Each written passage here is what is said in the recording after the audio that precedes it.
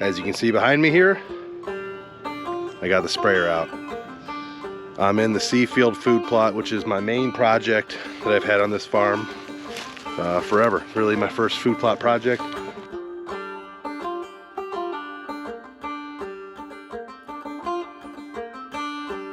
Everybody can attest to if they run any kind of farm or do any kind of food plotting. When the implements are already hooked up, which Papa Dan was using the tiller on the tractor today, it makes life a whole lot easier.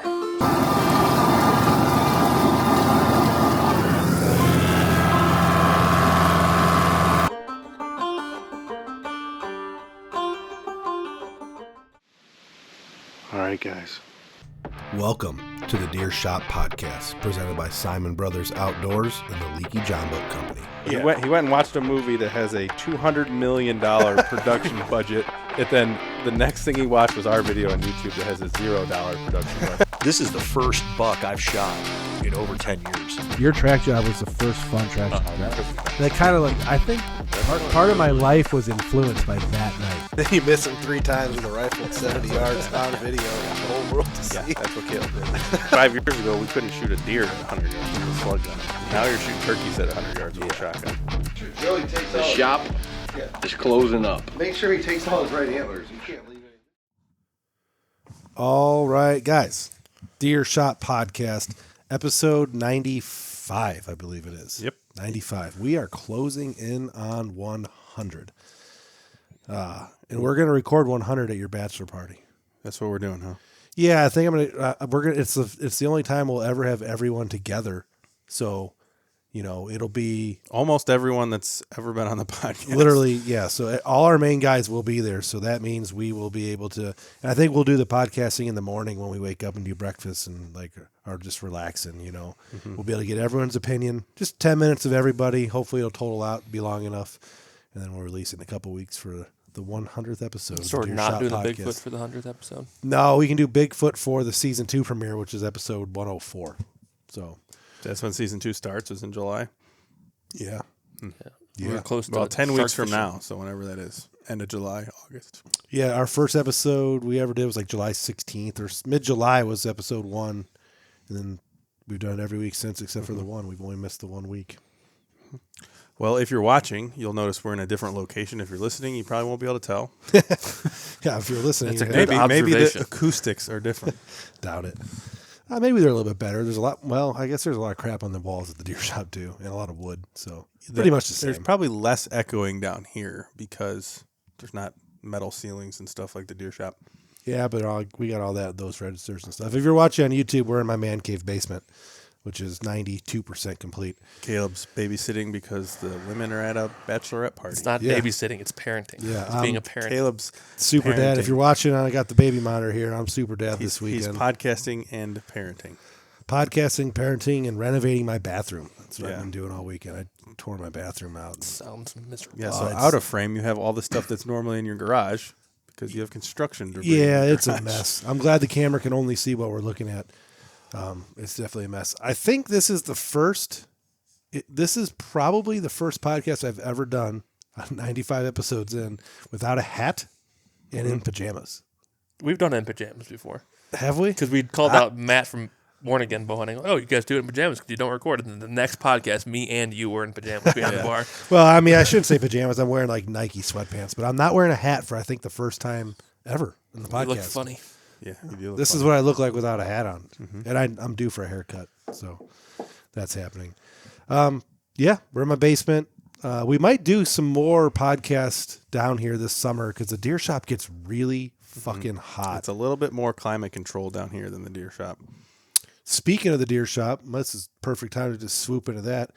I've been working on my bathroom all weekend. Ethan, since his woman's also at the bachelorette party, Ethan has been going hard at the deer shop working on a lot of different shit. Removing the stuff. Yeah. There's Yeah, an so- abundance of stuff from our grandparents and uncles and aunts. Yeah. Just, I mean, literally, 80 years worth of collection? Yeah. Of greenhouse things. Just random pots and plastics and Yeah, so if you've been, a lot of listeners have probably been to the deer shop before. The front part is where we do all our, so there's the garage part, and then there's the studio part, and then there's the shop part where we butcher the deer and have all hunting knickknacks. That's the front part of the deer shop. Then On the other side of the wall, there's 2 doors that access the back. On the other side, there is a very large greenhouse that's in 3 different sections. And Ethan is cleaning out the farthest west side section, the D side, the CD corner of the shop, because it has an actual roof, a shingled roof above it. We need to do a little bit of fixing. It needs to do a little bit of repair, but when he's done, we'll have just massive amounts of storage on the back side that we can start utilizing again. yeah, a little bit of history. The house is 150 years old. The greenhouse was started to be built in the 50s and 60s. They ran a commercial greenhouse out of the house for years and years. Yeah, and the years. Walnut Valley Flower Shop up until sometime in the 90s when I was born when it was still in operation, but I was really little. So up until the 90s, and then our grandparents, started getting older, and the greenhouse shut down, but it's still back there, and we still utilize it for some things. We don't grow pot back there, so No, the everybody should, the though. federales are listening. I think you're allowed to grow Yeah, it's pot legal now. now. Like a You certain can amount of grow plants. 6 It's plants. it's just like moonshine. You're allowed to have it for your personal consumption, but you We can't don't do quite it, sell but we it can have it. I wish we could do it yet. Can't do it yet. Soon. soon. Soon. Yeah, Ethan's renovating or cleaning out, and we're fixing up the backside of that. I mean, like you said, just like Isaac was saying, there's 80 years of junk that's been building up in that place. And we've gone through and done some cleanups before, but this Ethan's doing a major one. There's a lot of that lumber. What are you going to do with all that lumber? Because I know it's a little bit worn and weathered, but I'll be able to use it to build something. There's some good and there's some bad. Most of the it's bad's bad. going on the burn pile. The good's just going to go across the street in the barn. Yeah, because like we could use it to finish up the walls in the deer shop and just little things like that. Holding up, we could do the ceilings. It's a We could do greenhouse, so the something. moisture is high, so it's got all rotted over the years. It's made out of, what's the wood that the greenhouse is made out of? Redwood? Like Redwood. California redwood? Redwood, and it doesn't rot as much as other woods. I mean, There's it's starting to deteriorate, but it's freaking 80 70 years, years yeah. old. There's a large amount of redwood timbers down at like the Walnut Valley too, the other section of farm. Yeah, I looked at those. Those are pretty bad and rotten. Yeah, they've been sitting outside for probably 40 years. But I still think, and Isaac, everyone in the family's had different thoughts on what we should do about this, but I still think we should plumb in a freezer, like not a freezer. That's the wrong term. We should plumb in a walk-in cooler to hang deer up early season somewhere in that section that has a roof. I know it would cost a little bit on the electricity. Maybe we could use some of our company money for that, but it would cost a little bit on the electricity side, but being able to hang carcasses would change our game. I still think a trailer is the best bet. I was Easier loo- to clean out because the greenhouse is so wet. We put something down in the bottom. Well, I would raise the floor up and I would raise the base of the floor so that there's drains, and then it would just we'd be able to drain it out, a pipe system. I think we just need to butcher deer faster. Well- Maybe have like a commercial style fridge where you could put quarters in. We've tried to go that route before. Like a meat locker fridge, kind of like a glass front sliding door. Yeah, but you know as well as I do, and I'm sure the audience listening knows that, especially early season, you shoot a doe late September, early October, it's still 80 degrees outside. By the time you get it gutted and brought back to the shop, it's 9 o'clock. Who wants to stay around for another hour to quarter that deer out properly, clean everything up? It does make it super We hard. just hang it for a week. It makes it super hard to want to shoot deer in September and October. That's a huge. That's where we lack, is because we don't kill them right away when we should, because we but could we knock may- out a lot of does early. But we make up for it in January when we shoot a bunch of them during gun season, late season. Yeah, but we also hate sitting in the cold doing it too. Yeah, but what the hell else are we going to do in January? But we ran into this problem It's last the year. most fun deer hunting there is. It's just It is cold. fun, but I would also like to have that much fun early when it's Yeah, nice. We ran into this problem last year. Every chance we'd have to kill does early, there was mature bucks around. Yeah, we're trying to kill bucks. And you're not going to shoot a doe at 6:10 p.m. when the mature buck's going to walk out at 7:10. We always talk about shooting a lot Yeah. of deer early season, but then we shoot a doe and we all go trumping through the woods, and there's bucks there, and we're messing them up.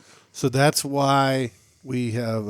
That's kind of why I wanted to get some of these food plots that we're going to talk about later in this episode kind of set up, so that maybe we can have some edge areas where we can shoot does and just drag them out quick and not have to spend as much time. But yeah, it's all checks and balances, obviously. We started this podcast by saying that we're going to be talking about deer hunting stuff. The deer hunting action is back. this is the deer episode, but I got one last turkey story to tell. Let's go. I'm gonna do it. I'm telling it. If you listen to the last episode, it was all about my turkey season and how no one gives a shit about turkey hunting content. Since then, I had a couple very uneventful hunts. This time of year, this thing happens where the mosquitoes come out and it's fucking miserable. And the mosquitoes are out. And I used my Thermacell yesterday, or this last couple hunts I've been on, I've been using my Thermacell. Zero effect. No effect at all. Zero effect. Was it windy out? No. It's hot and humid. And I'm sitting there with a Thermacell in my bino harness, 6 inches from my face. Puffing right into your and face. I have 25 mosquitoes landing on me. And now you have cancer. Yeah. So I know some people swear by them, and maybe it helped. Did you change the pad? I put a brand new one. I opened a brand new pad, click boom. See, we have all this stuff from our bear hunting trip last year, or 2 years ago, whenever that was. Yeah. And there was never any mosquitoes on that trip. We use them down in Kentucky though for early season. Yeah, and like we'll use them in the summer, and I don't know if they work. I cover with DEET anyway, and bug spray is the worst thing ever. I'm telling you, this week I was using the Thermacell and it did not work. I don't know if it's. I don't know. I don't know what to say about that. Maybe that some bitch did not work. Yeah. Also, where you're hunting is like swampy bullshit. Swamp wet. So I went out for one last hunt Friday morning. The weather, fucking weather, man. Here, Mark Johnson got fired. Good. Being a creeper, I guess. Wow. So fucking weather, man. I'm checking the app. I'm going to bed at like midnight, right? I go to bed late.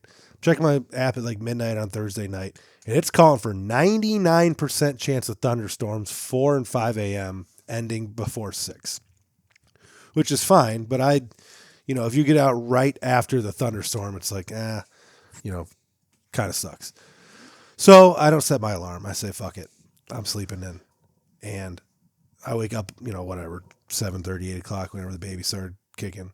And it was beautiful out. Mm-hmm. Dry as a bone, sunny, warm. And Not an ounce of fucking rain. I don't know if it's just the weather's been so weird this year, but I have noticed, especially this fall than into this winter and spring, the weather has been so off from what they're calling. Yeah, we keep getting like tornado warnings and then nothing. And I don't know if they're like. And today was weird. It wasn't supposed to rain. They got crazy for a minute. Crazy rain for 5 minutes. And then it looked like it was going to rain the rest of the day and it never rained again. Looks like it's going to rain outside. Right now it's 55 degrees out after being 80 all day. Yeah, the weather. I mean, spring weather, it's to be expected, all these fluctuations. But I think the information at our fingertips, the weatherman and all that shit, like they're so afraid of being wrong and missing something major that they hit the doomsday button way too early now. Do you know what it is? It's the cow farts. Yeah. Yes, you're right. Global warming. Yeah. Yeah, we killed 400 quadrillion buffalo back in the day that didn't affect the environment at all, and now the 14 cows that are left in the United States. Maybe it's our political landscape, but you never hear the word global warming anymore. It's not because People Trump's just in don't talk charge about now. We have bigger problems to fry. Yeah, like no oil and Just drilling oil on our hunting boy. property and Yeah, all that shit. yeah, That's a big topic for another. Anyways, the fucking that topic. weatherman was wrong. So I'm looking out I wake up and the window's open, or the window, my shades are open. I'm just looking at it beautiful outside. I'm like, God damn it! Like that would have been my last roost hunt of the year. They would have been gobbling. I'm sure. So it would have been awesome. tomorrow is the last. Tomorrow is the last day. So if you're listening to this podcast, last night was the last night. So turkey season is over when this podcast airs. You but couldn't pay me $1,000 to get up and go hunting tomorrow. You should. No. If the weather's supposed to be nice, you should. Not a chance. So I finally got out to my spot about, I don't know, it was probably after 9. By the time I got breakfast for Blair, and Lindsay was getting ready to head to Kendall's bachelorette party, so she was running around with the chicken, her head cut off, and I knew she was kind of mad. Not mad, but I could tell she's like, she felt bad that I didn't go. She's like, why don't you get up and go this morning? Because she wanted me to be done by like 9 o'clock. So she could do so. But she wasn't giving me any grief because she knew it was the last time I could go out. But I was like, the everything's hectic here at home, and I'm like, I'm out the fucking door. I got to go one last turkey hunt. So I get there, and it's sweating balls, hot, sunny, like 9:30 in the morning. Maybe it might have even been 10. I don't know. I didn't even know you were hunting. I don't even know what I was. No, doing. I just decided I haven't You been were in tilling. Oh yeah. Yeah, you were doing all kinds. Yeah, because Farmer stuff. Yeah. So I'm walking out across this big field doing my interview. I parked at the farm. I was walking across this massive tilled up field and get into the woods and start calling every I'd walk about 20 yards, call, sit there, nothing. But I thought after I called once that I heard something, but it's kind of the leaves are out now, so the woods are real thick. It's hard to hear far. And it was a little bit windy, I guess. And weirdly around here, those late to mid morning hunts are so 100% on or 100% off. Yeah. So sometimes you seem like you're standing out there in the middle of the woods, like, what am I doing out here? that was all week when I had been going after this bird. That's how it'd been. I go out there and nothing happens. I'm like, why am I even wasting my time? But so this morning I went an opposite way that I had been going. I went to like the far west side of the property. There's a deer trail along a fence row, and the fence row is a property line. There's a big open tilled field to the west of me. I didn't, all my instincts were telling me that the turkeys were going to stay in the woods because these birds have been bumped by not only me, but we talked about in the last podcast, the 8 other guys hunting them. These birds have been spooked and bumped and pushed around and called at all season. So I thought for sure they'd be sticking to the timber, probably not. They hadn't been gobbling lately. So I talked to everyone that else had been hunting them, and they've been reporting the same type of thing that, the birds gobble on the roots, they come down, then they don't gobble on the ground anymore because they've been pressured so much. And then they end up spooking them or bumping them or not seeing them come in, couldn't get the right angle, that kind of thing. Because they are still coming into calls. So I'm walking this back fence row. I'm about 150, 200 yards into the woods, hadn't heard shit. And I think I actually sat down. If I remember correctly, I sat down, just kind of got comfy against a big tree, facing this nice flat that goes down to a little rolling ravine and then out to another field. I'm like in the corner of that big block of woods that I'm hunting over there. So I had sat down, but no gloves, no face mask, camera's not set up. And I, on the mouth call, and boom, a bird gobbles like 70 yards to my south. Right in the corner where the two fields meet, and there's a tree line, and the bird just hammered. And I'm like, oh shit, couldn't ask for better. I'm in business. The bird gobbled. It's the last day that I'm going to be able to hunt. I'm in the spot I want to be. He's going to come up out of that little creek and be it. If he comes up out of that little ditch, he'll be at 30, 35 yards. That's what he's going to do. He's going to follow this ditch. He's going to stick his head up, and I'm going to fucking whack him, right? So I turn the GoPro on and it gets me scrambling to put my face mask on, my gloves, get everything situated, my netting around my camera, get my main camera in the right direction, got my GoPro secondary. While I'm doing that, I think he gobbled on his own once, closer. So I'm like, fuck yes, this is the way it goes. I sit there for maybe 2-3 minutes, gun up, scanning with my eyes, trying not to move, and then I see movement through the leaves out in the field. There's this wide open tilled field 10 feet behind me. The field's probably only 3 or 4 feet behind me, to my right, to the west. And you could have paid, if I had $100, I would have bet all $100 that the birds would stay in the woods like they have been because they've been pressured so much and not just waltz around in this open field. And I'm looking through the leaves to the south at about 40 yards and I see full strut. And my main camera caught a little bit of it. It's kind of hard with the sunlight that's outside the tree line, but you can see him strutting. He's just hammering, gobbling, strutting, hammering, gobbling, just slowly walking my way right on the fence row. And he just keeps coming, and there's nothing I can do. There was one time where I was able to switch my GoPro over to the other camera leg so it could face out into the field behind me. And I position myself with my gun facing that open field, but we don't have permission to hunt there. And, all the scenarios are going through my mind, like scenario 1, fuck the federales, just shoot the fucking bird and deal with any ramifications, That scenario 2 is 95% of the population probably would 95% of people would probably do it, especially if you're not filming your hunts. But situation 2, I'm thinking I'm going to blast this bird 10 feet over the property line, and someone on the other side that's been watching him all morning and calling at him is going to see me do it, come over and say, what the fuck? What are you filming your hunts? We heard of you guys. You're shooting birds over the property line. All the negative shit that could possibly happen. Especially when we preach of staying on the up and the up. Yeah. So, as luck would have it, I have this huge opening over my right shoulder where I can see all the way, I can see everything. And I didn't have to even do any more calling. I only did those 2 sequences. That bird just strutted right into that opening 10 feet away. He's just full strut 10 feet away. As soon as he hits that opening and sees me, he breaks his strut and goes back to the left and then circles out to about 25, 30 yards and just walks. I mean, I have my gun on him and he's walking at 25 yards for like 33 seconds. And there's You good footage of it all? It's GoPro footage, but you can see the birds. It's just, and I couldn't do it because it was over the property line. And that son of a bitch, I swear He knew. he knew, but And the shitty part is like, it's a property we probably could get permission to. well, I talked about it in the video. I think Luke asked the guy if he could hunt there, and he said like, I have a guy hunting, but if anything happens, you guys would be my first call. Yeah. So like, I know the guy, afterwards I drove by, there was no car, so no one was hunting. And the previous owner, we kind of had permission to turkey hunt a little bit. Like the guy wasn't a turkey hunter. So the previous owner, they didn't hunt, but the guy they had hunting wasn't a turkey hunter. So he was like, yeah, we don't really care if you like look for sheds or hunt the field edge during turkey season. That shit's fine. So we never had a problem with it before. But then it sold to a new owner, and he's been real cool, but he didn't specifically give us permission to shoot onto that field. So I had to watch that bird walk out my life. And I know he saw me, and he had 3 jakes with him this time. And I knew he had seen me. Which is weird because we've never He's had the 1 jake with him this but we entire never time. called in like the 3 jakes. Yeah. But I now- heard him gobble the one Yeah. time I hunted over there. But now there's 3. But so anyways, he did a big semicircle, went into the corner by the pond where I came in, that where the old stand is in the pond. So he went all the way back there. Yeah, he looped all and was heading back east. Like he was gonna head down the main trail and out and past the Radix and then, towards that way.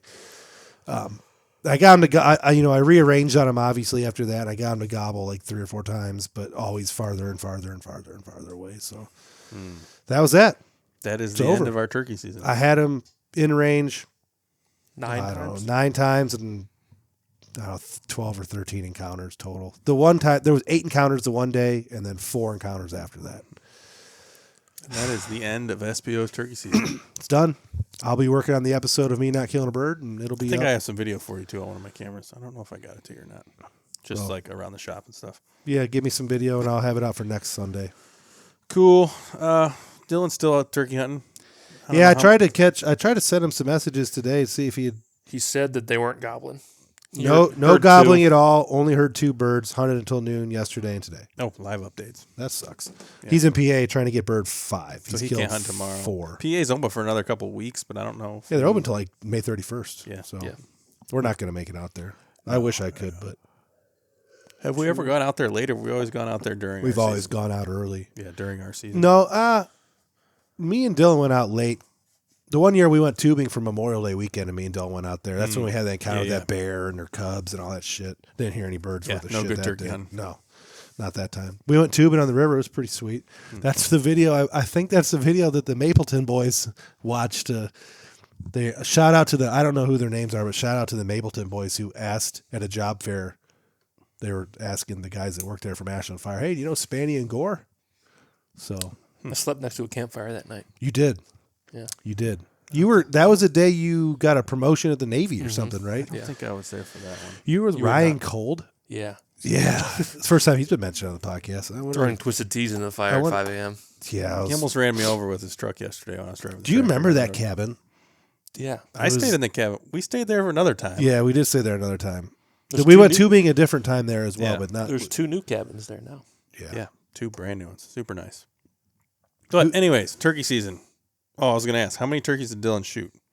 2 in Kentucky, 1 in Ohio, 1 in Nebraska, South South Dakota, Dakota. whatever, and then he's Just killed he just 4. got the one out west. Yeah, he's killed. No, maybe he killed 2. I don't know. One I or know 2. their group. I think he said their group of 3 guys was 5 for 6. So 6 I to think- 8, I thought. or 6 of 8 or something. I don't know.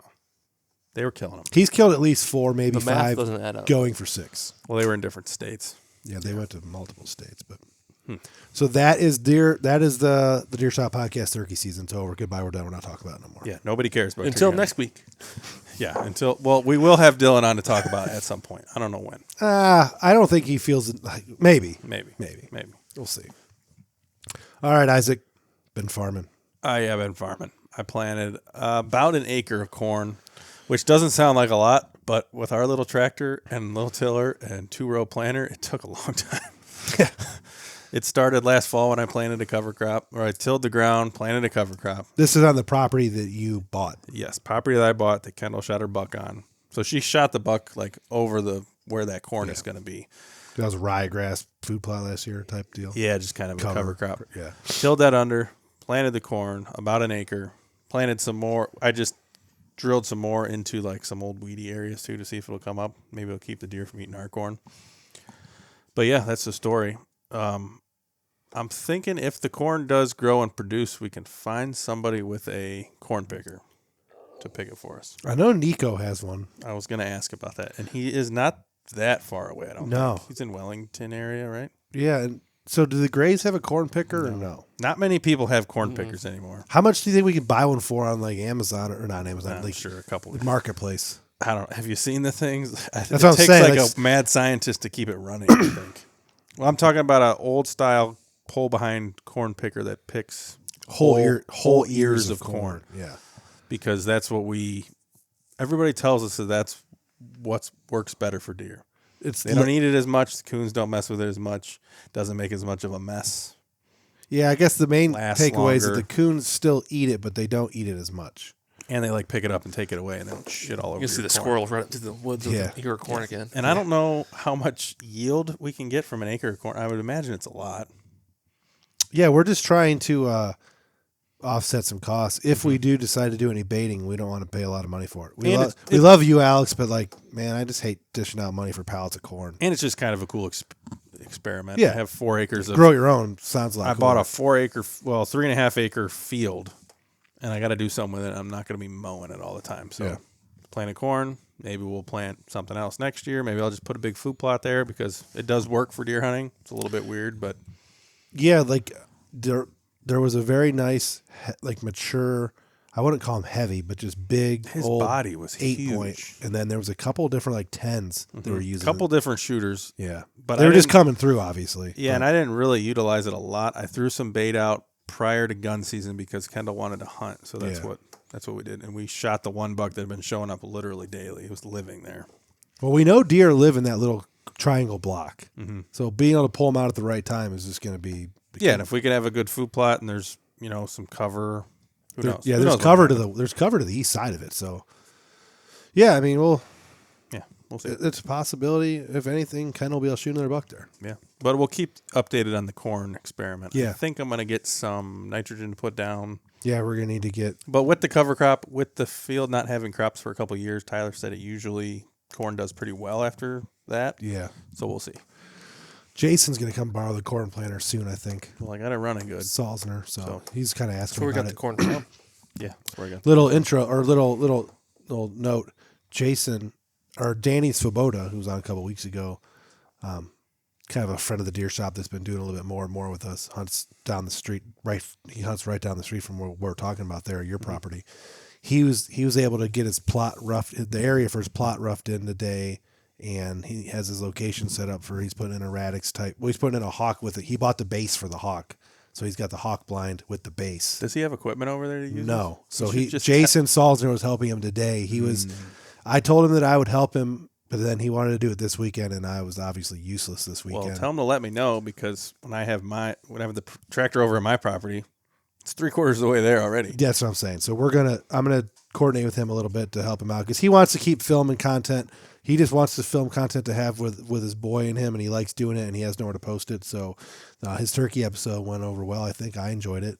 Yeah, it was good. It was easy Cool. enough to edit together. So you might see some appearances of Danny Svoboda on the Deer Camp Chronicles this Yeah, fall. hopefully So- we can get him in the deer shop a little more. Does he take trips? Does he do that? I know he's a He- family so man. he's more works of a normal job. He's more of a fisherman. Like he's the kind of guy that catches 50-inch muskie and shit. Like he's a fisherman. Yeah, and I know he's not big on the mobile hunting type crap. He's usually a blind hunter type.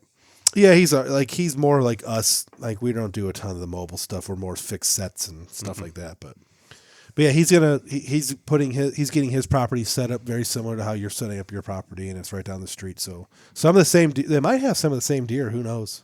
I mean, it's obviously possible. I mean, yeah, I'm sure if I looked in the right direction, I could see where he hunts. It's weird how that area is so big and open, but you are like directly. So if you would draw a line, if we would take the block between like our main farm, our secondary farm, your property, and Danny's is all kind of in a line, like 3/4 of a mile between each of them. And we have proven evidence of deer at my property also being here in the past.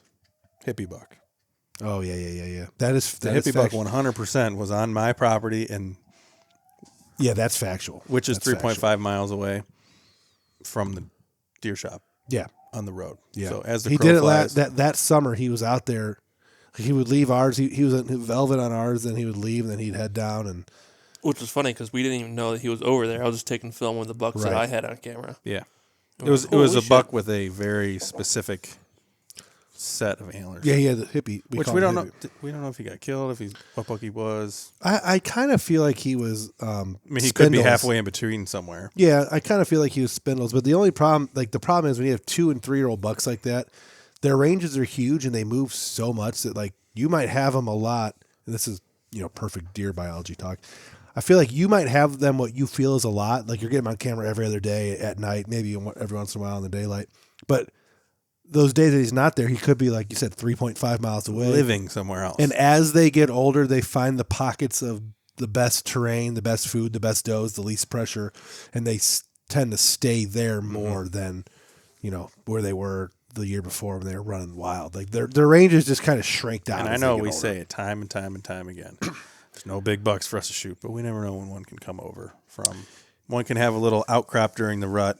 Yeah, which I mean, they do. Like Megatron was the perfect example of that. A couple of years ago when he was living Well, 2 miles away, and then he just popped. There was multiple times where he popped through our property. Same with that buck was that last year? Yeah, that was last year. The buck that the 12-pointer came through during gun season, we found out he was shot probably that day by a neighbor.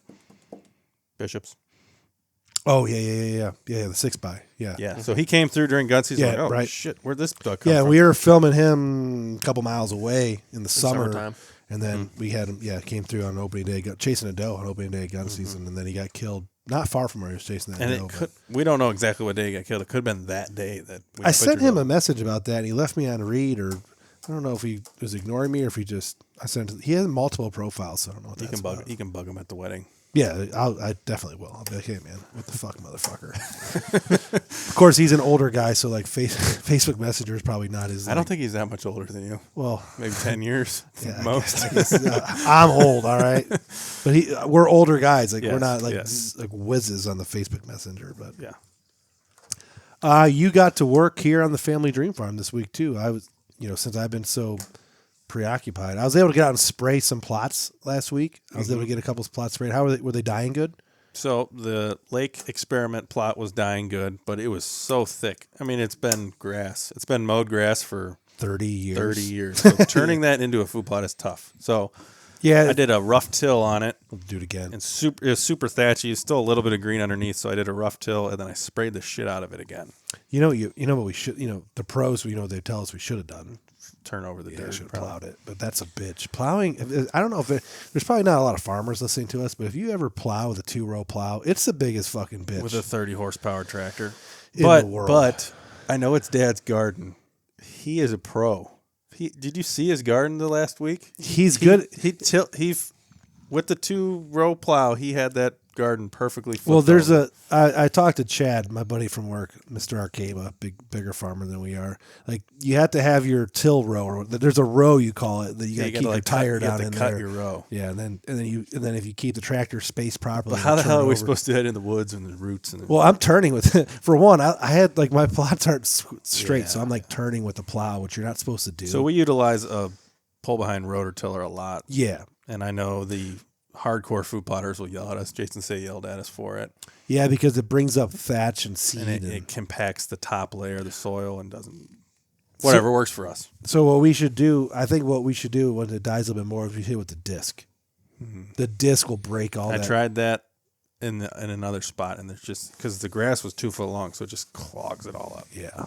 What a pain in the Food ass. plotting is the hardest farming because we're not in perfectly manicured fields. Have you ever used our stuff in a perfectly manicured field? Yeah, it's like beautiful. like Dad's garden. Works perfect. Yeah, right.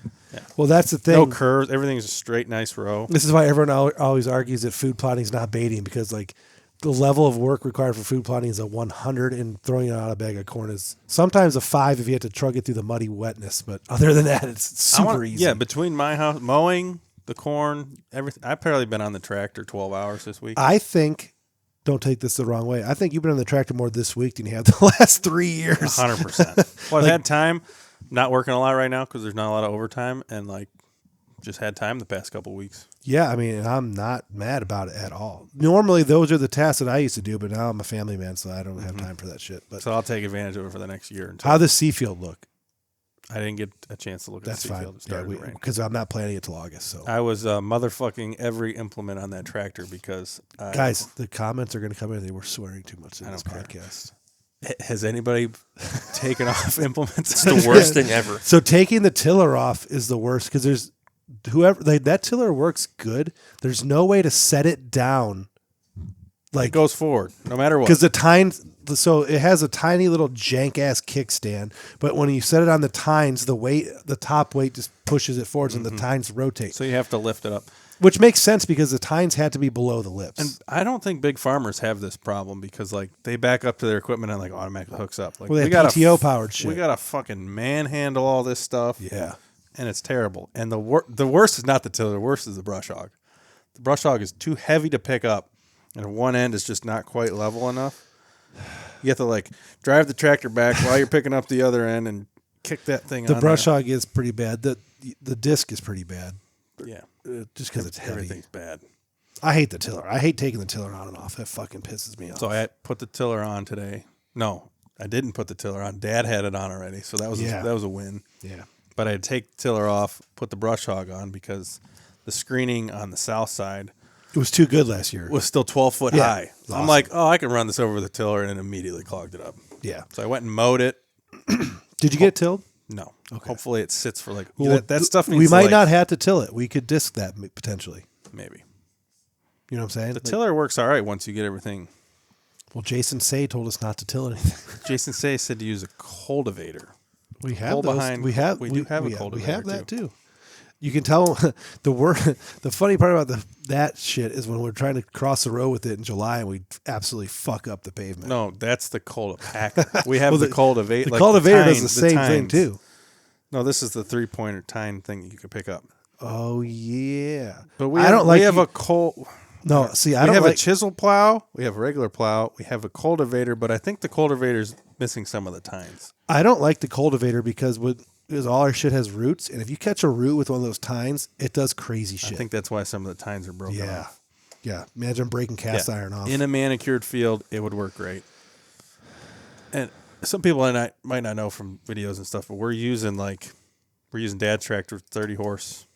It's a 90s model. Yeah, it's a New Holland 1920, 30 1920, horse, 30 or 35. 4x4 tractor, and all our implements besides the tiller are from Grandpa's farm. They were built the same day the greenhouse was built in 1960. By Grandpa in the greenhouse. Yeah, like literally. So we have lots of nice equipment to use that a lot of people don't have access to, which is cool. But half the time we don't know what we're doing, and we're not using the right implement. Most of the time, we don't know it. Not half. All the time. All the time. I mean, no one's ever showed us. I'm a how fireman. I have no idea what I'm doing when I'm Yeah, farming. no one's ever showed us how to farm, but we're trying to farm. Yeah. That's a big buck. So you were able to get a lot of our shit our shit tilled. Started. You also sprayed a couple other plots. There's some smaller in the woods plots. How's it looking back there? The broken time plot that Yeah. you're talking about? We can't till that one. That one will need to be disked. It's Rocks. rocks. It's an old well pad. But I used Right that- now it's real tall grass, and some of it's like that swamp grass that is Yeah. big clumps. I know. So here's the thing with that. I had that as a food. So that was like a overgrown well pad in the late 2010s. So like 2014, 2015, maybe a little bit before that. So like 2012, 2013. It was a well pad that had overgrown. It had multiflora rows like crazy, and it was really thick. I should have left it that way. Killed it all, spent all this work tilling it up, getting it cleaned out, putting in a food plot from 2015-ish till about 2020. It was a food plot that I planted off and on in different things. And it would grow, it would do this, it would do that. It wouldn't necessarily bring in deer per se. It was just like a small kill plot in the woods with a mineral lake next to it. There's some oak trees that have matured around it, which have kind of helped that spot. But I left it after 2020 because I got sick of what I thought was no good results. And then from 2020 till literally this year, so 2025, I've left it to overgrow and turn into a thicket again, and it hasn't. It's just fucking grass. Yeah, it's just grass. It's So we what- might I as haven't well- even touched it in 5 years, and it's only grass that's 12 inches So we tall. might as well do something Yeah. to it to try to maybe And we- attract some deer. It's in a great area. It so is. It if is. anything, it could just be an area for deer to do deer things in. Well, if we put a stand, if we move Possum Run up the next ridge over to be on the south side of it there to watch that area, that might be key. Now that we can hunt the neighbors. Yes. Yep. We got to secure In that that for, spot. is that secured for the year, or we got to secure I that wrote a stuff? very nice letter saying thank you very much for letting us hunt. We killed a couple deer. We cleaned up the woods while we were in there. Looking forward to hunting it again next year. And I also got some I brownie. haven't talked to him since. I got some brownie points from the other neighbor today because a tree fell on their fence. I cut it off the fence and fixed the fence. Across the street. Yeah. I've been trying my I'm best. sitting on the computer in Michigan. He's been stopping in I a thought lot. I was hearing things. I thought I was hearing things too. He just kept knocking and knocking. I thought it was like the TV or something. I was on the computer and I turned around and Mitch was staring at me. Well, that's good because I've cleaned up at least 3 trees that have done that over the year or last year. So, yeah, Brownie points for the neighbors. Always a good thing. always a good thing. I think that's all I've done today. Yeah, you've been doing a lot this week, and it's very much appreciated now that I can't do any of it. Our cell cams have been out in turkey hunting spots, but I've kind of started to move them towards like some deer hunting type spots, and Why- we have some bucks showing up. So are all the cameras out or just some? They're all out right now. So why is it all the pictures are from like 4 different cameras and that's it? Like I just get on there every once in a while and look. It's weird how It's like some- the 2 in Gores, the back road, the Gores ones have been doing very bad, and they got some runaway like just triggers right blanks now. and shit. At the back road, and then like the Seafield, and that's it. The Seafield's I'm been like, there's rocking. 20 cameras out there. What? They're just like it's so weird how during turkey season when I have cameras in turkey spots they get pictures of turkeys, but now that turkey season is winding down, all of a sudden this Just random cameras deer that are- walking by. well, like there's just not even turkeys hitting the turkey spots anymore. Mm-hmm. All the hens are on nests and the gobblers are dead. So like I need to go through and just move everything to deer spots. Mineral licks are going to be soon. Speaking of food plotting for just a second, I don't know when this 2021. so that's in June. I had a memory come up on my Snapchat. For some reason, I had a picture of that food plot, and it was May 17th, and that shit was this high. Clover, chicory, like this year, it is completely eaten off. Yeah, they The did. deer have eaten everything. It is growing I wonder why beautifully, that is. but it is eaten off like uniform. The clover across- is gone. Yeah. Well, there wasn't very much clover. It was mostly chicory last year. I frost seeded clover in. And maybe it's because we don't have a lot of grass and the plot's actually better. I need to put a that cage looks up. worse. I need to put a cage up. Yeah. Because that chicory, like, you got like little stuff coming out and like it's just Yep, mowed right off. They're eating Both Well, side there is plots. no natural crop food left for any of the deer in the area. Everything was harvested off last year, and there's dirt fields everywhere. they're mowing down. So they the killed food the plots. acorns and they killed our food plots. But yeah, so that like I added clover to that. Hopefully, it starts to rebound. We're gonna talk. There was some clover. We're gonna talk extensively about food plots in a couple more episodes down the road. But the bucks have been showing up on camera. There was actually there's some I've of the seen deer a couple from different mature bucks. yeah. So some of the deer from last year are around. Last year we called them the 3-year-old 10 on all our videos, but I think I'm gonna start calling them split ear, thanks to Aaron Olson because he has a split ear, which makes him really easy to identify. Has he always had that? He had it That's last something year. we just noticed last year. Well, I just noticed that he had it last year. I looked to try and find it the year prior, and it wasn't there. I couldn't find any deer that had it the year prior. I wonder how that happens. I don't know, but Stick, fence. he's around Shot. still. He's a little bit behind on the antler growth because he held his antlers on for a while. His antlers were some of the last to fall off, and I was lucky enough to find the one. And the other 2 mature bucks that we knew were in the area, the 4-year-old 9, the 5-year-old 8. Those other mature bucks that we've been getting on camera might be them. Who knows? Yeah, the one looked wide and he just breathed like he was going to be an 8-point. Like yeah. brow But tine straight up, he had antlers good- straight out, and nothing else. He's starting. already at the tips of his ears. Yeah. And he's got a good body. He just on him. reminds me of what like a big 8-point will Yep. turn out as. The 5-year-old 8 is a deer that I'm very, very interested in. He used the farm a lot less last year as a 5-year-old. He got bump and dumped in daylight a few times. He hit scrapes a few times in late October. The year prior, he was a 10-point, and he was on the farm a lot more. And the year before that, he was technically an 8 with really weak G4s. And he was on the farm a shit ton as a 3-year-old. So as a 3-year-old, he was there a shit ton. 4-year-old there little often. 5-year-old, not as much. Obviously, this year he'll be 6. We're pretty sure he survived. We didn't hear of anyone killing him. He'll be 6 years old, so it'll be curious to see how much time he spends on the farm. We've had in years past where the deer get older like that and they disappear completely and just their range shrinks and they don't come back. And we've had the opposite before with deer like Bird's Nest that as he got older, he keyed in on our farm and spent a lot of time there. So Yeah, shit's coming quick. the 4-year-old 9, he shed his antlers early to mid-January. He disappointed antler size last year, even though he was mature. So I'm hoping for a big rebound, and I'm hoping, he'll be 5 years old minimum this year, and he'll be something. And then obviously any deer that could have moved in. Yeah, we'll be chasing deer before we know. Crops are going in. Oh, minerals are going out. Yeah, we'll be doing minerals this week, probably. Yeah, sometime in the next week, depending on if one of us can get to the store and pick them up, we'll be getting the minerals out. There's going to be a lot of guys that are like, damn, we've already had our minerals out for 2 months. The fuck's wrong with you guys? Well, there's always minerals out, but we're just refreshing them. Yeah, like there's still blocks. And we're out. establishing 2 new mineral licks. Yeah, there's a second, we're adding a farm. Yeah, So we're adding a farm that we're going to cam up and start hunting. We kind of got permission to do another one. Speaking of the neighbor's fence that was fixed last year, and we never did. So maybe we could make 3 new. Maybe we can make that happen. My secondary farm that I haven't hunted a lot in the last couple of years. I know the hardcore listeners are going to be like, "You'd never leave your home farm," but I do have a secondary farm. You have killed deer there. I've killed deer there, and the owner has killed a lot of deer. The owner didn't hunt much before I started hunting with him, and now that this will be year 4 or 5. I mean, he kills 6 deer. His family kills at least 6 deer every year there. So I'm going to spend some more time there, hopefully, to have like a secondary farm for myself. Ethan's working on, like you said, Ethan's adding technically 2 farms, newer farms to cam and maybe potentially hunt a little bit on top of what we already have. Luke's going to be hunting his farm that he hunts for sure hard. Because I thought he had permission on a new one too. I can't remember. Or he's working on a new one.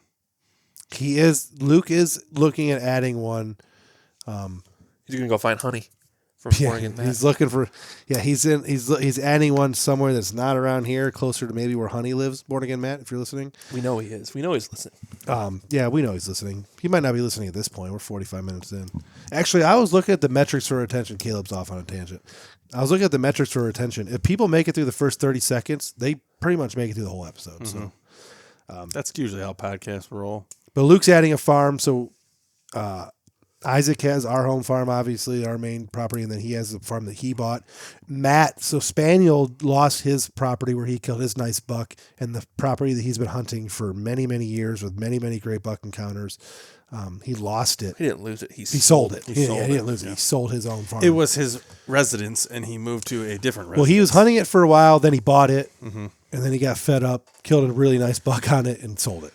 Yeah. Yeah, so we'll see how he... So he's going to be hunting here. If he gets time to hunt, we're going to allow him to hunt here at the farm. So we're adding a body at the home farm. But we all know Isaac will be married. Ethan will be working full time again. I'll be obviously babying. So we're going to be hunting less overall, but adding a body to the farm this fall. Hopefully the home farm. more quality hunts. We're always looking for more quality hunts, which we think over the years we're doing a better job of. Yeah, I mean, in the grand scheme of things, I look back, we've had so many good hunts, and we sometimes we over micromanage. You know, we think that the world's falling down because we have a week or two of really bad hunting, or even a month or two of really bad hunting. But in the end, we're doing all right. Yeah, we're doing all right. Before we wrap this up, let's go over our goals for this fall. Yours have changed, Isaac, because you had a big Western trip planned and all that. And then now I decided to build a it. house. Yeah, you can't. You're going to build a house. I'm going to build a house instead. Instead of spending a month in Montana, he's going to build a house. In this economy, I'm going to try to build a house. So what are your goals for this fall then? If that's the case, Well, no more Western hunting. Well, I'm definitely going to line up a week during the week to go back to Pennsylvania and do that whole thing again. A little bit earlier in the year this time, I think. I was a little bit late last year. You can try to go where that dude found those 200-inch sheds. I don't know where it is, but I'm sure we could find it. I'm sure Born Again Matt already knows exactly where it's at. yeah, I have a pretty good idea where I'm going to go again this year. Have decent luck, but I've hunted out there for a total of like 5 days and seen many bucks and bears, and so I'll probably go with you this year. We say that every year. Broken record, but this year I'm actually doing all the things a husband's supposed to do. So when November comes around, I'm going to be a deviant. And So- since I'm off in September, I'll probably come with you guys to Kentucky and do some filming and stuff. So that We got to figure that out. So I'm waiting on Ethan. I have a very large chunk of time there where I took off work to make sure that I'm able to go down for the Kentucky opener. And I know when we get to Ethan's goals, When we're going to is talk about the that. opener? The first Saturday. Not Labor Day 6th, I weekend. I believe. think Labor Day weekend's still August. Yeah. So the next. Yeah, so like the Labor Day 6th weekend and falls on 7th. like the first. Yeah. Labor Day falls the on like first. the first. So like So the yeah. next weekend is Yep. okay. So I'm as free as a bird that weekend. So am I. It's Which all way they- it's all about Ethan's work schedule. They'll probably be shedding velvet that weekend. Ideally, we could go down Thursday or Friday, get everything set up. Hopefully, everything's like somewhat set up, but we'll be able. It will to, be set up. So we'll be able to like maybe get out some golden acorns and do some little bit of like glassing and hang out, and then hunt hard like Saturday, Sunday, potentially Monday if we want to. Yeah, it's just very unknown with my Yeah. schedule because I'll be done with school on shift. Just don't know what shift, what time. what off. vacation? What, Yeah, if all you're that. able to find a way to get like so we can hunt Thursday through Sunday, Friday through Sunday it would be ideal, and then anything we can add to that would be helpful because it just needs to happen. There's a lot we can talk about with the Kentucky farm. Probably save it for another podcast, But definitely need to get down there, do some scouting, stands, Just minerals for now. minerals. Yeah.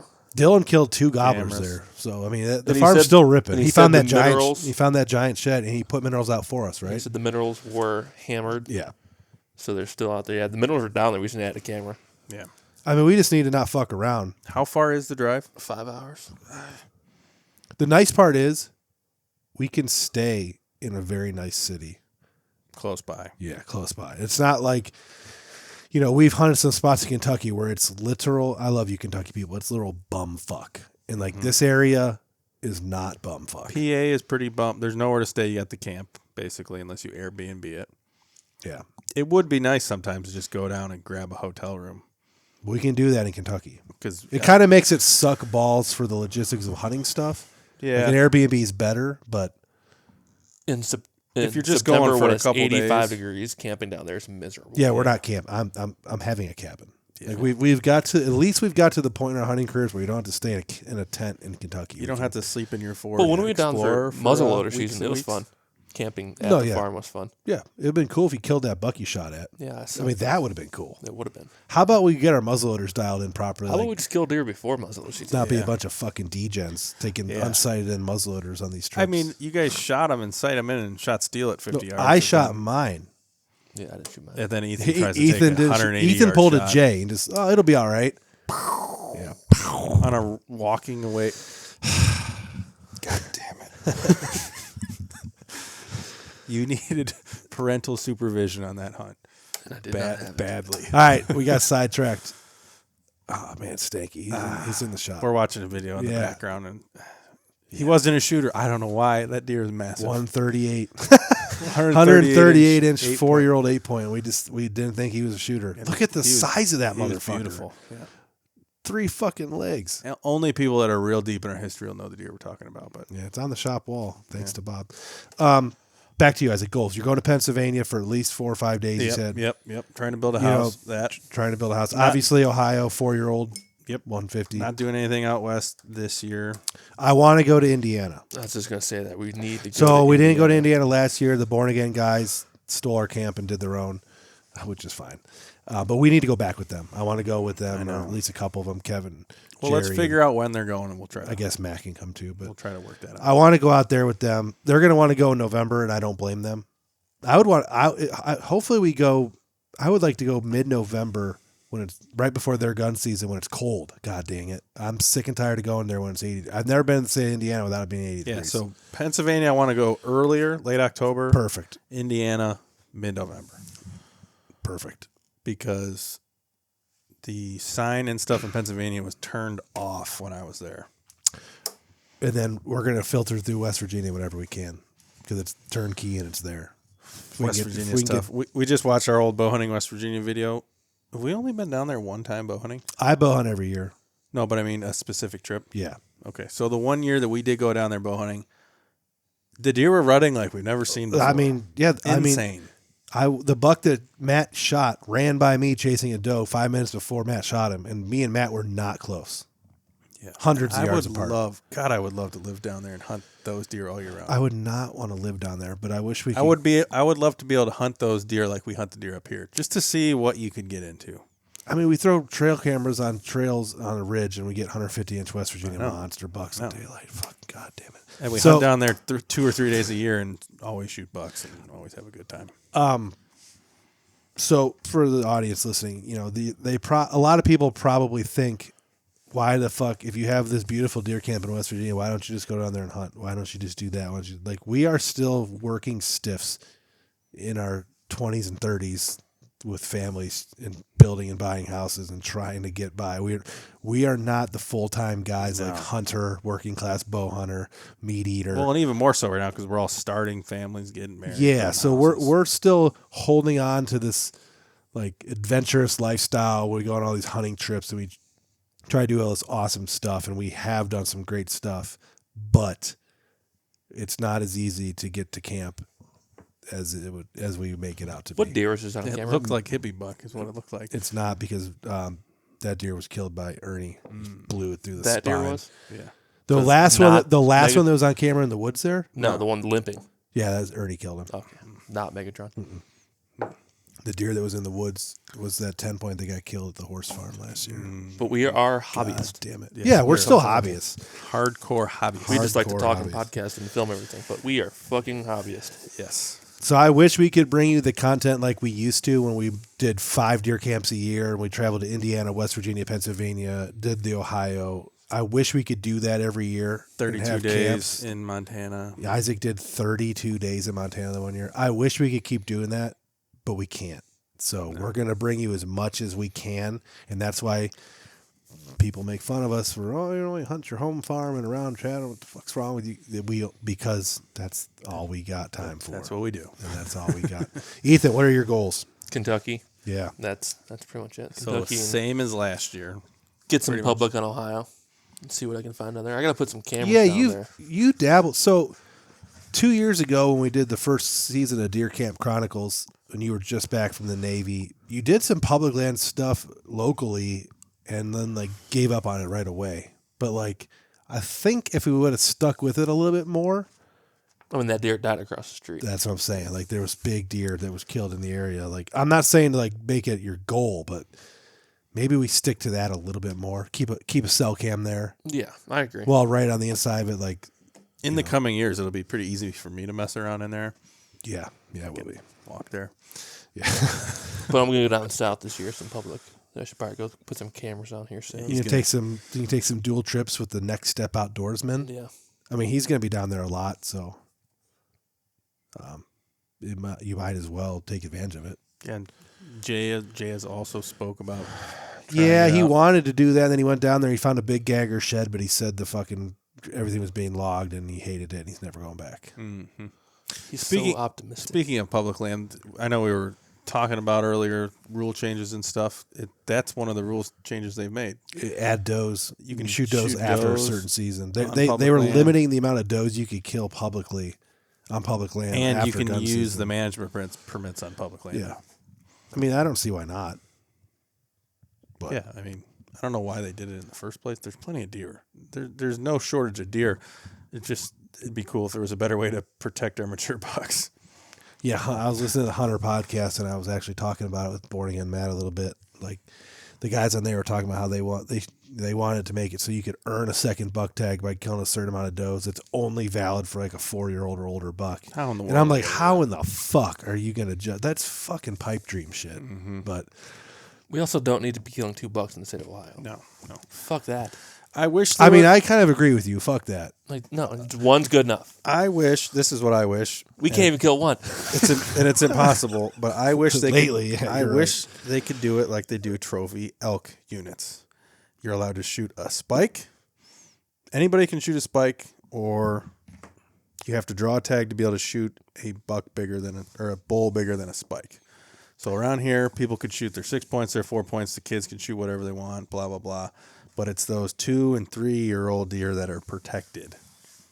and then Yeah, but people are gonna say, "Fuck you! It's my land. I want to kill what deer I want to kill." I know. I'm just saying. I wish there was a way to regulate it like they do elk. I think Pennsylvania has a good rubric set up to where they do the antler point restrictions and the spread stuff. But everybody just shoots the 2 and 3 year olds. Yeah, and I want the 1.5 year olds shot because there's way more of them. Yeah, fuck them. So you can shoot some 1.5 year olds. It's the 2 and 3 year olds that we need to live. So we have a lot more 4 and 5 year olds. Does that come down to a point? You are not wrong. Because or a spread You are restriction? not wrong about that. I don't know if there is a way to do it. I'm just saying. Oh, yep, that bug. In the perfect world, I wish that's what could happen. I don't want to be the guy that says that everyone should be as involved with deer hunting as we are. You need to like study deer and learn how to judge them on the hoof, because that's just unrealistic to think that everyone would be like that. But you are right. If more 2 and 3 year old bucks could live to 4 or 5, the hunting would be so much better. And I'll say it, I think the biggest detriment to our mature buck population is those, not to call anybody out, but those hunters that consistently shoot the 2 and the 3 year olds. Yeah. Like we have plenty of neighbors that do that. Like they go out and they try to shoot an 8-point and they're happy with it. But year after year after year after year, that's one less mature buck that is only 1 or 2 years away from being a big buck. I mean, imagine if you just Wiped out. didn't shoot that 2 or 3 year old 8-point and you let him grow another year, he'd be more of what you're looking for. Yeah, because we can count the mature bucks we're chasing on our farm on one hand every year. Yeah, and if there was a couple more, even the other farms that were camming up and hunting now are secondary farms. It's kind of the same way. There's only 1 or 2 mature bucks that are worthy of what we want to kill. Obviously, there's the deer that are roaming and coming here or there, but we're talking about the deer that live on the farm and are there all the time. And when it comes to bucks becoming big, it is age. It's age. And some deer don't even explode in size until they're 6. Yeah. And so if you shoot 130-inch 5-year-old, the deer you shoot, I'll get smaller at 5 and 6. Yeah, which is fine. I'm perfectly happy shooting those mature deer. Yeah. It's the 2 and 3 year olds getting shot that's screwing us every year. It's not screwing us. It just makes the deer not as big around the area. Takes away a little bit of what we're going for. Yeah, the trophy buck. Yeah. We do have one thing going for us. What's that? The asshole's not shooting 30 deer on that one property again. Yeah, I haven't name dropped him. I don't. Have we ever name dropped him No. on the podcast? Who, the wood splitter guy? No, the Open that can of worms. Yeah. No, the fucking I don't know what that outfitter. means. Yeah, the outfitter. Yeah, right next door. Yeah. Another interesting development is this year, I think, the Amish are leaving town. So we're losing a Amish population, sorta. I mean, yeah, we're gonna see how that goes. We might the benefit of not having. I'm not here to bash Amish and religion and blah blah blah. Do you think they're listening to us? Yes, some of them probably. I are. saw one driving down the road. Isaac got prank called by an Amish kid one time. Yeah, I shit you not. I'm driving back with the tractor yesterday from my property to the farm.